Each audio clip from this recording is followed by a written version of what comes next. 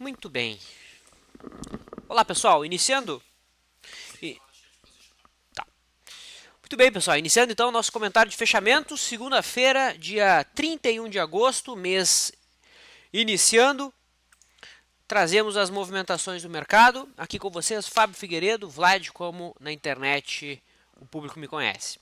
Trago as atualizações dos modelos operados e também as movimentações dos principais ativos. Qualquer dúvida pode ser enviada no chat que fica abaixo do vídeo para quem acompanha ao vivo, e quem acompanha a gravação pode interagir conosco através do próprio YouTube. Vamos dar início? Então, na tela, o gráfico do nosso Ibovespa. Antes de eu começar, vocês podem me dar o feedback se está tudo ok com a transmissão? Aparentemente está, mas é importante eu ter certeza.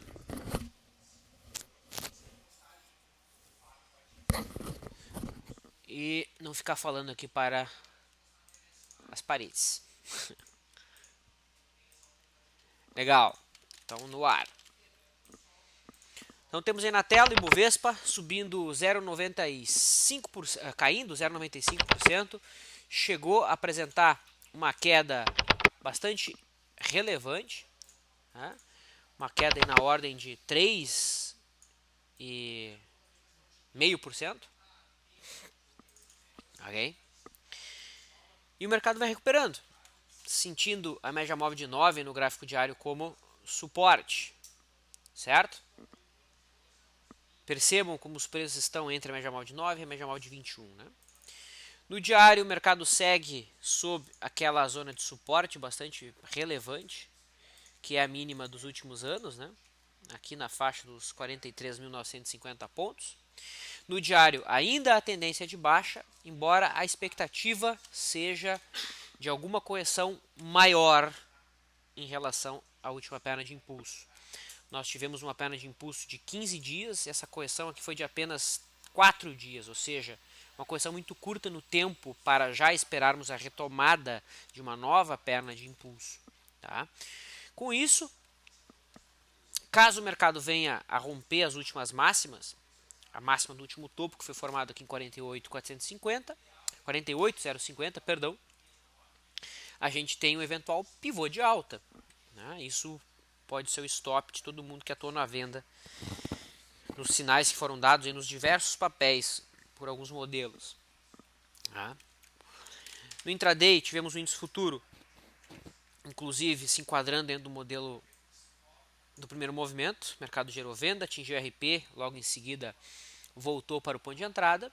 Né? Então aqui um rápido day trade. Percebam como o índice acabou se segurando sob a retração de 61,8% da última perna de alta. Esse ponto foi responsável pela virada do mercado em cima desse patamar. Nós ali também tínhamos um topinho anterior. E o mercado parece respeitar essa zona aqui como suporte de fato. O dólar se movimentou positivamente, lembrando que hoje foi dia de vencimento, né? Nós tivemos troca de contratos, então o contrato U morreu, passa o novo contrato a ser mais líquido, agora o contrato V de Vlad. Né? O dólar que trabalhou acima do topo anterior, esse aqui é o gráfico não ajustado, que não leva em consideração a taxa de juros embutida de contrato em contrato, vai deixando hoje aí um candle vendedor, né? Em cima do primeiro objetivo que havíamos projetado, que é a faixa de 3,70, 3,72 para ser mais exato. Perceba que o mercado bateu ali exatamente. Esse era um dos alvos, era o alvo aqui do triângulo simétrico, o alvo de 100% do triângulo simétrico no gráfico não ajustado. O mercado ali buscou o objetivo. Tá? Logo acima, em 3,75, a gente tem a extensão de 100% da última perna de impulso mais longa. E mais acima, nós temos a extensão de 261,8% do pivô de alta primário, né? Pivô de alta que deu início a toda essa tendência de alta que a gente vem observando no dólar já nos últimos anos. No intraday, observando o WDO-U, tivemos uma operação de day trade, também pelo setup 1, aqui na compra. O mercado convergiu para realização parcial, em seguida o high low virou e o trade foi encerrado, segunda posição praticamente encerrada no ponto de entrada. Então um dia positivo tanto no índice quanto no dólar. Juro futuro, um dos destaques, que ameaça romper esse triângulo simétrico, tá? Que aí a gente vê, embora vai deixando uma sombra, é possível interpretar toda essa zona aqui que o juro está trabalhando como uma forte faixa de resistência, em que o juro está com grande dificuldade de ultrapassar com consistência, né? O viés é positivo, afinal de contas os zigue-zagues são altistas, as médias confirmam a movimentação dos preços, mas a resistência é visível. O Dow Jones no dia de hoje acionou o candlezinho de dúvida de sexta, né, mas não apresentou uma grande entrada de força vendedora, né. O viés é baixista, mas a correção também foi curta, no tempo principalmente. Commodities, é hora de falar do milho, CCMU 15, deu sequência à tendência, temos o milho hoje subindo bem, 1.3, 1.4 praticamente. Quem opera com a média móvel de 9 já tem uma posição com bom lucro. O milho vai indo em busca da faixa dos 29,90, que é a resistência no gráfico diário. O boi, BGI V15, pelo contrário, teve um dia de queda, né? Inclusive a média móvel de 9 virou para baixo. Então quem tinha posições de compra no boi abertas lá no dia 10, encerra hoje com lucro. Tá? Posição encerrada aí com R$ 1,30 de lucro. Para quem não sabe como é que funciona o mecanismo do boi, tem uma planilha no nosso site que calcula automaticamente esses movimentos, mas é muito simples, né? A cotação, então se o lucro foi de R$ 1,30 vezes 330, um lucro de R$ 420 por contrato. Tá? Lembrando que o caráter positivo aqui dado pelo rompimento do ombro cabeça a ombro não está desfeito. A grande questão é que está demorando bastante para o mercado fazer esse movimento. Lembrando que o boi, dentro da abordagem Vlad, digamos assim, não há venda. Tá? O boi opera somente na ponta compradora. O café, ICFZ15, sentindo ainda o suporte dos $150, viés baixista, dá até para traçar um canal aqui, eu acredito, canal de baixo. Aí a gente só acompanha, operar o café, falei várias e várias vezes, é muito difícil, muito complexo, além de ele ser cotado em dólar, a gente tem uma commodity que tem a movimentação de preço bastante errática. Dentro das operações que estão em aberto, posso colocar para vocês Marfrig, tá? Foram feitas duas posições, no rompimento e no pullback, trade em aberto. Tivemos hoje o encerramento de Smiles, que voltou para o ponto de entrada. Tá? Smiles retornou para o ponto de entrada. Além disso, a Vlid, posição que tínhamos também por retorno à média, o mercado perdeu a mínima do último pregão e o trade foi encerrado. Tá? Uma bonita operação essa aqui de Vlid, né? Esse trade de retorno à média. Gerou aí a segunda posição 7% de lucro. E essas foram as atualizações. Deixa eu só confirmar, mas a princípio são essas operações que estão em aberto. O FR2, o Storm não me passou nenhuma oposição, então continuamos líquidos. Vou cobrar ele amanhã de um novo trade. O último trade foi dado em ESTC3. Trade que foi dado na quarta, foi encerrado na quinta. Na sexta não estava aí e hoje ele não me passou nenhuma operação. Tá? Deixa eu só confirmar se são esses os trades de swing trade que temos em aberto. Então, Marfrig e Smiles foi encerrado hoje, né? Então, Marfrig, Smiles foi encerrado hoje no ponto de entrada. Então já dá para atualizar aqui o trade da Smiles. Tudo bem. Destaques do pregão. Coloco aqui BTOW, que vai deixando um candle vendedor em cima de uma zona de resistência, né? Fundos anteriores, é o engolfo de baixa. O viés baixista é corroborado aí pela posição das médias. É uma venda válida. A gente optou por não trabalhar essa venda. Questão de opção, apenas vamos observar.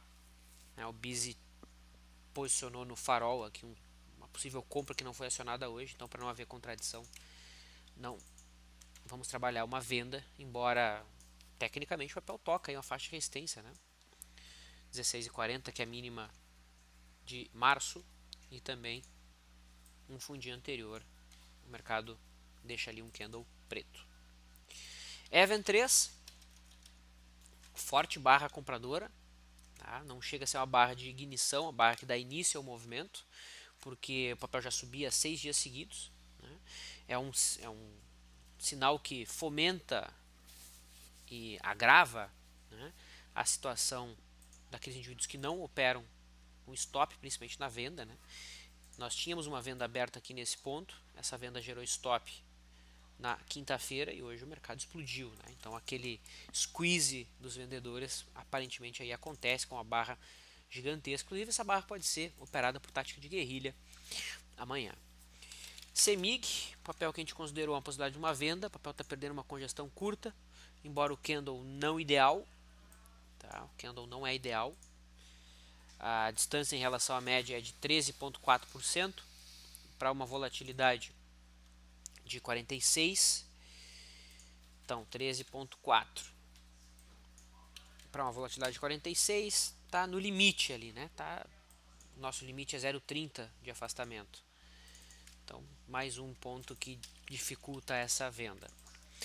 E o setor de papel e celulose, aqui fibra, que vai rompendo o topo anterior, não rompe exatamente uma congestão, afinal de contas o mercado aqui se dissipou, fez fundos mais baixos e topos mais altos, então isso aqui lembra mais um alargamento do que um rompimento de uma congestão, tocando também a linha de referência desse canal de alta de longo prazo, já sobe a 1, 2, 3, 4, 5 dias consecutivos, então não é o tipo de rompimento que a gente opera. Tá? E a SUSB também apresentou uma boa alta, vai em busca da resistência, que é o gap que está aberto aqui em 17,80. De acordo? Então, mercado comentado, resumido, a gente pode iniciar a interação. Antes disso, bem lembrado, eu preciso dar um recado. Hoje é o último dia da promoção que foi aberta, né? Até hoje, né? Dia 31/8. Semana passada o pessoal do marketing da Allianz Stormer apresentou então um cupom, onde esse cupom dava desconto sobre toda a loja, tá? Toda a loja. Então você que estava planejando fazer a compra de algum treinamento da LS e por algum motivo não tinha apertado play, hoje é o dia. Tá? O cupom é SD_Stormer. Então, fomentado aí pelo Stormer, vários treinamentos à sua disposição. Ok? Não só os pacotes, aqui você pode procurar aquele treinamento que mais interessa dentro dos diversos assuntos aqui separados, opções, futuros, position, day trade, swing trade e assim por diante. Legal? Agora sim é hora da gente interagir e conversar um pouco.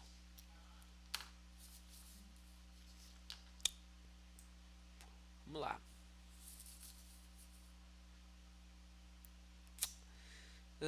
O CS Trader diz o seguinte: Vlad, por favor, explique como você marcou o primeiro movimento no índice futuro do Bovespa. O primeiro movimento do índice futuro foi marcado como todos, né? O primeiro movimento aqui está. Hoje bem fácil de ser visto, né? Os 4 primeiros candles já tínhamos a finalização do mesmo. Não foi um primeiro movimento lateral, foi um primeiro movimento direcional, quando houve a marcação do fundo. O primeiro movimento foi encerrado, candle que viesse fechar abaixo da mínima do dia geraria trade. Tá? Hoje bem fácil de ser visto, sem maiores complicações.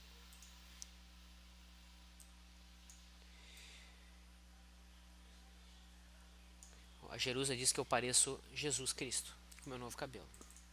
Ok, obrigado. Vou encarar como um elogio. Mark diz o seguinte: Grande Vlad, qual a sua opinião sobre a Vale 5 no curto prazo? Claro, vamos dar uma olhadinha na Vale. A Vale está forte, né? Abriu na mínima, praticamente na mínima, fechou na máxima, então o pregão dominado pelos compradores, deixando com bastante desconforto aqueles que venderam a violação da mínima do candle de sexta-feira. A Vale, assim como o Ibovespa, fez uma correção muito curta no tempo, né? Nós tivemos uma perna de queda aqui de 12 dias e uma correção de 4, né, até sexta-feira. Então era uma correção curta. A expectativa é de continuidade dessa movimentação corretiva no gráfico diário. Porém, se a gente olha o semanal, a gente teve a Vale deixando um candle muito forte. É um candle que lembra a possibilidade de ser um candle de fundo. Tá? Conectando aqui as últimas mínimas, existe aí a leitura de um alargamento que segue válido, né? Então não me estranha ver a Vale fazer esse tipo de movimento aqui e buscar a linha de referência lá em cima. Tá? É uma possibilidade que é acionada com o mercado acima da máxima da semana passada. Mais um motivo que deixava bem desconfortável a venda pelo simples candle de ontem, né? Então tá aí, a minha expectativa é de continuidade do movimento corretivo, ou seja, a última perna foi de baixa, eu espero ainda alta dentro dessa correção que acontece no gráfico diário, que é uma correção dentro de tendência de baixa. O Marcelo diz o seguinte: Vlad, o repique desta última perna do Ibovespa percentualmente não foi relevante? E já não estamos em curso dentro de uma nova perna de baixa? Sim, nós estamos dentro de uma nova perna de baixa, foi acionada hoje, né? Porque o mercado marcou um topo no gráfico diário. A grande questão é que o mercado pode simplesmente vir cair mais um dia, romper o topinho anterior, fazer uma correção ABC, estopar todo mundo que vendeu entre sexta-feira e hoje, porque a correção no tempo aqui ela está muito curta. Ela está muito curta. E além disso, você colocou uma informação muito importante, né, que é altista na realidade.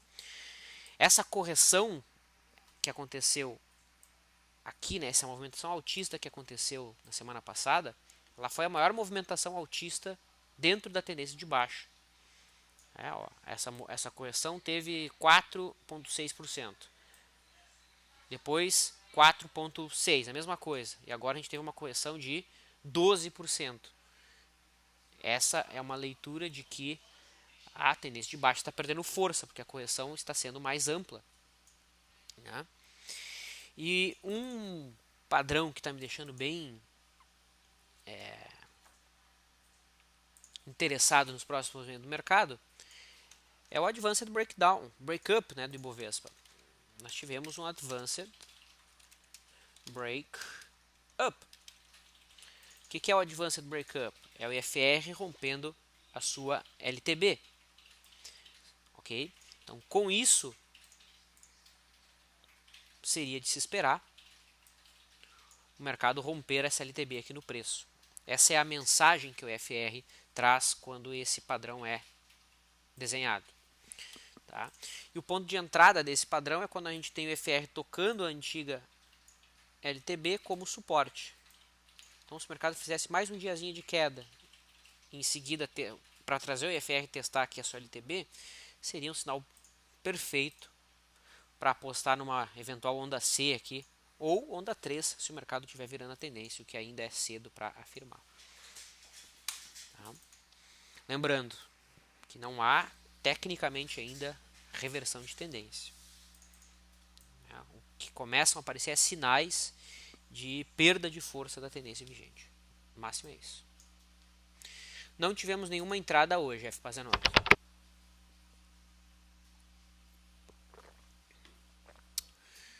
Foton diz o seguinte: SML3, apesar de ter fechado o trade anterior, não abriria compra hoje pelo Arami formado em um fundo em cima da média móvel de 200? Se esse é o modelo, ok, Foton, mas eu não vejo nenhum Arami no dia de hoje, né? Isso aqui não é o Arami. O candle de hoje não está completamente dentro do candle anterior. E se fosse um Arami, seria um Arami para operar na venda, né? Porque a tendência é de baixa. Então não seria um Arami para assumir como argumento de compra. Certo? O Arami é um candle que acontece dentro do candle prévio. Esse candle não está dentro do anterior, né? Ele foi maior, ó. O mercado violou a mínima. Certo? Então eu não vejo o trade. Quem entrou aqui pelo retorno à média, deu RP, voltou para o ponto de entrada, o trade já foi encerrado. Vitor pede uma avaliação de Eletropaulo. LPL4. Então, a Eletropaulo, tendência de baixa. O mercado vai corrigindo lateralmente. Tá? Dentro dessa movimentação lateral que acontece, um candle que vem a fechar abaixo do suporte dessa movimentação lateral, abaixo de 11,35, 11,30, é argumento de venda. Tá? Então, quanto mais tempo o mercado ficar de lado, melhor. Assim, a média móvel de 21 se aproxima e o estado de sobrevenda de curtíssimo prazo diminui. Então, é um papel que a gente está observando para venda de swing trade.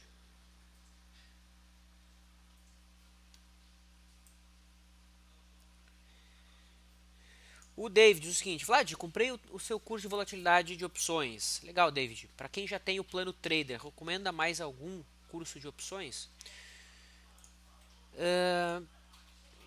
Vamos dar uma olhada ali.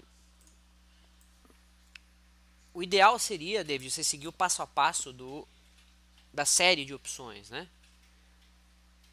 Não sei quais cursos da série de opções você acabou já participando. Tá? Assim sendo, o ideal seria seguir esse passo a passo, né? Que era, a gente vai voltar a trabalhar com esse formato nos próximos períodos. Tá? Qualquer dúvida que você tiver, entre em contato comigo ou pode ali na própria área logada do curso fazer as suas questões. Ok? Então, pelo que a gente vem conversando, eu já sei que você já fez boa parte dos treinamentos ali. Acredito que já está de bom tamanho. Porque o resto aqui acaba se repetindo, né? Só a visão do Stormer, depois tem outras visões aqui, mas não vai mudar muita coisa. Tá? Como você avalia o setor de bancos, diz o Paulo? A gente pode avaliar isso através do IFNC, né? O índice do setor financeiro. E a gente teve o IFNC no gráfico diário, apresentando uma boa queda hoje, né?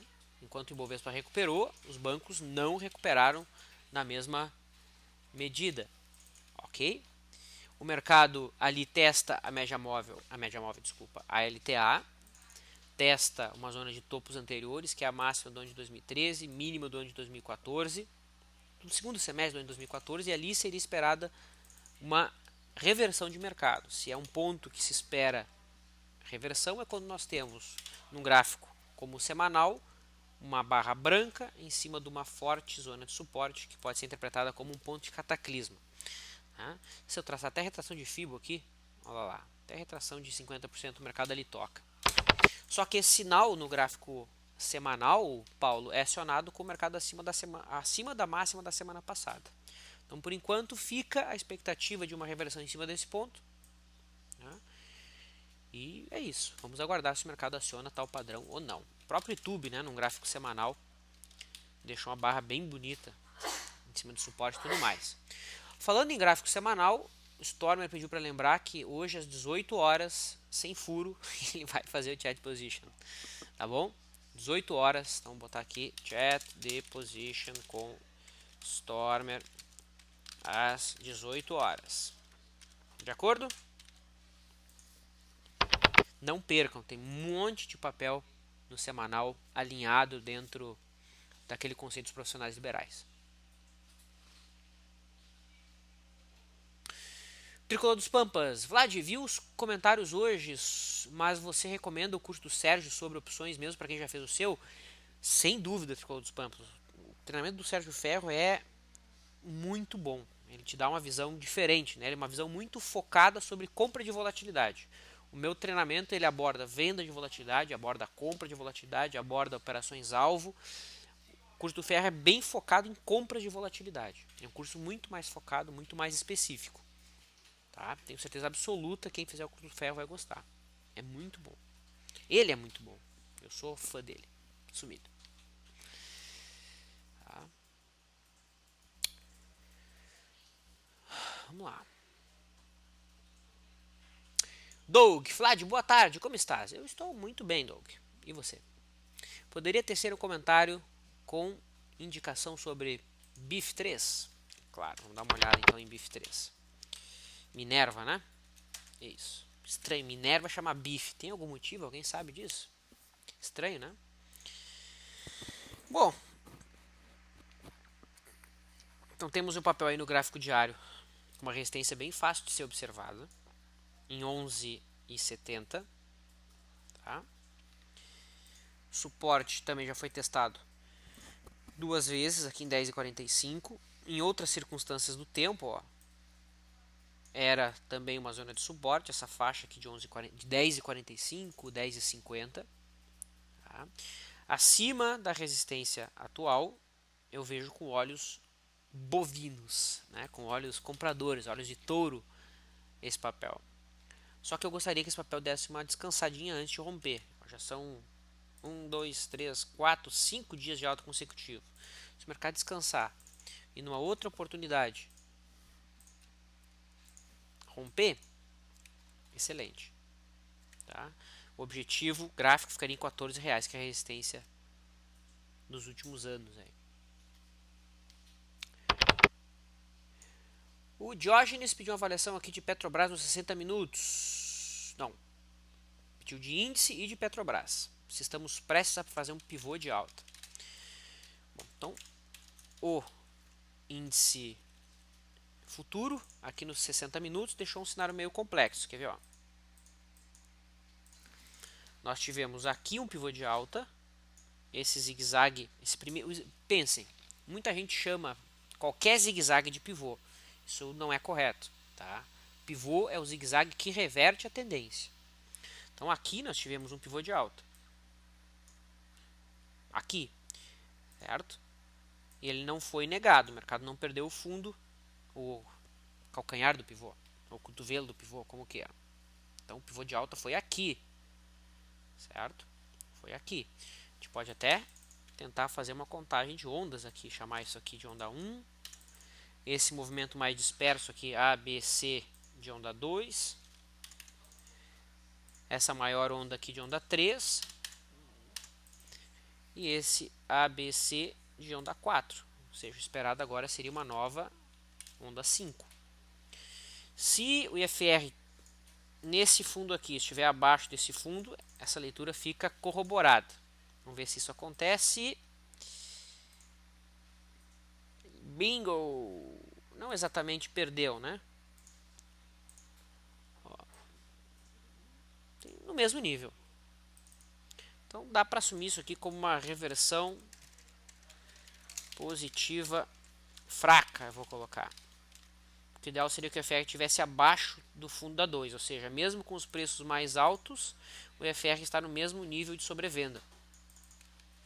Tá? Então, se nós tivéssemos que trabalhar com um cenário por ondas de Elliott, por exemplo, o esperado seria que o mercado rompesse ou violasse o topo da 3. Aí teríamos 1, 2, 3, 4, 5. Tá? Já na Petrobras, o pivô de alta também aconteceu aqui. Está um pouquinho mais difícil de ver o pivô de alta da Petro, né? Porque o zigue-zague ele foi acionado somente aqui. Está um pouquinho mais difícil, né? Então aqui seria o zig, aqui o zag e aqui o novo zig. Então o pivô de alta seria tudo isso aqui. E assim como o índice, a gente poderia chamar isso aqui de 1. Esse movimento lateral aqui de onda 2. Toda essa perna aqui de onda 3. De acordo? Isso aqui seria uma onda 4. Aqui não está tão fácil de ver onda 4, né? Enquanto no índice teve o zigue-zague que foi uma correção em linha reta. Tá? Se eu coloco o IFR, aqui não está tão fácil de ver o padrão aquele da reversão positiva. Aqui na Petro já ficou um pouquinho mais complexo contar, porque o IFR não está validando a contagem. Né? Mas o esperado seria que o mercado, se a contagem estiver correta, passasse para cima do topo da 3. Né? 1, 2, 3, 4, 5. Okay? Então, nos 60 minutos, essa seria a leitura. Tudo bem, como é que eu estou como é que está meu tempo? Meia hora. O Paulo disse que a Minerva é frigorífico, por isso o bife. Ah, tá, pode ser. Faz sentido mesmo, Paulo. Bem observado. Para fechar, a questão da Mariana diz o seguinte: Laje, boa tarde. Não seria interessante acompanhar as bandas de Bollinger no boi? Forte contração de volatilidade nos últimos dias. A grande questão, Mariana, é que usualmente o boi ele não é um mercado de movimentos favorecidos pela banda, né? Ou seja, quais são esses movimentos, né? São movimentos mais voláteis, né? Que fica fácil de observar níveis de sobrecompra e sobrevenda através da observação das bandas inferiores e superiores. Porque o boi usualmente ele é de tendência, ele segue tendência, ele costuma seguir tendência. Mas de fato houve uma grande diminuição aqui da volatilidade. A gente pode até fazer uma leitura através do Bollinger Bandwidth, né, que é o indicador aquele que observa os afunilamentos das bandas. E apesar do atual do estreitamento parecer grande, não é tão grande assim, né? Em maio houve um estreitamento maior, né? Estreitamento maior ficou estranho, né? Uma distância das bandas menor e em abril também, em relação ao ponto atual. Então, o esperado seria que o mercado diminuísse um pouquinho mais ainda a volatilidade para depois entrar uma nova onda de momentum. Pelo menos essa seria a leitura através do Bollinger Bandwidth. Legal, era isso então. Me despeço, encerro a minha participação, desejo um bom descanso e deixo um abraço a todos. Até amanhã.